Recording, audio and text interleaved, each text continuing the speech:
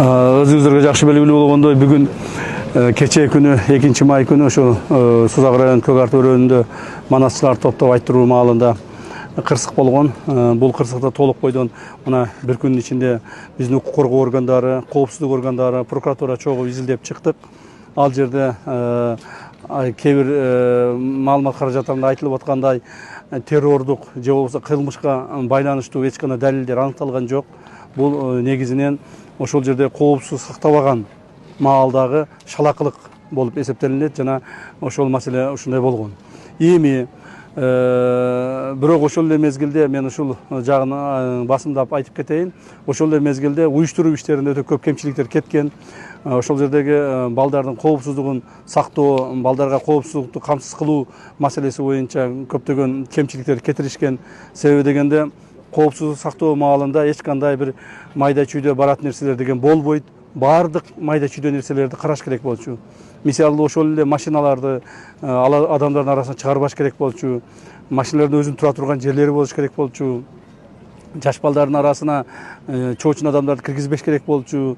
То есть ушулардын баардыгы майда нерседен чоң бир кайгыга айланып кетип атат да. Өзүңүздөр жакшы билесиздер, ушул коопсуздук маселесине келгенде даже жакында эле болгон ороз айт майрамын намазды биз аянтка окуткан жок, баардык мечиттерде окушту да. Себеби коопсуздук маселеси биринчи орунга турган болчу. Ошондуктан мындан ары дагы ошо коопсуздук маселесин катуу караш керек. Эгерде ошол коопсуздук маселесин бузган жетекчилерди, жергиликтүү бийлик органдарынын жетекчилерин же болбосо борбордук орган жетекчилерин кимиси болсо дагы биз сөзсүз түрдө иликтеп жоопко тартабыз. Ушул маселенин баардыгын урматтуу президентибиз мага жеке тапшырманы берип, ушул барып ушулардын баардыгын иликтеп келесин деп жөнөттү. Ушул кечээ мен өзүм дагы командировкада болчумун. Түнү менен учуп келдим, мына бүгүн бул жака келдик.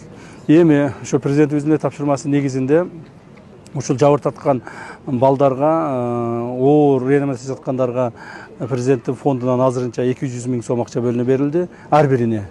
Ал эми жеңил жаракат алгандарга баардыгына 50 000 сомдон акча бөлүнүп берди.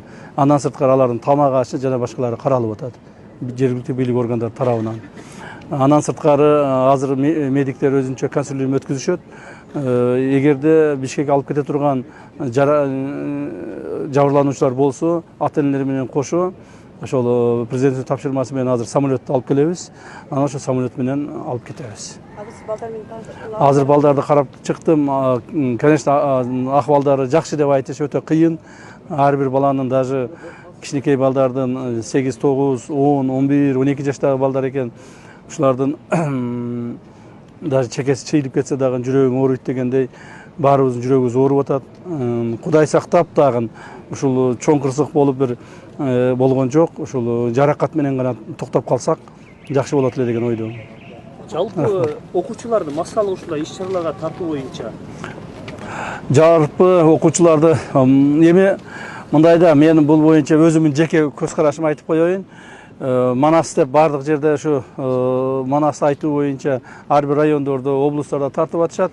Бирок бул туура эмес деп эсептеймин. Себеби дегенде Манасты мурда биз кичинекей маалыбызда Манасты 1-2 адам айтат эле, жүздөгөн, миңдеген адамдар көрөт эле, угат эле. Азыр болсо миңдеген адамдар айтат, эч ким укпайт. Ушул маселени дагы катуураак бир жолго коюш керек да. Анан дагы ошол райондордо бири-бири менен баягы мелдешип, ким көп адам топтойт деп, ким көбүрөөк чоңураак кылып өткөзөт деп ушундай соревнованиялар болуп кеткен да. Бул демек ошо жергиликтүү бийлик органдарынын жана ошо Манасты уюштуруп аткандардын чоң шалаакылыгы деп эсептеймин. Жана бул үчүн жоопкерчилик болуш керек. Рахмат.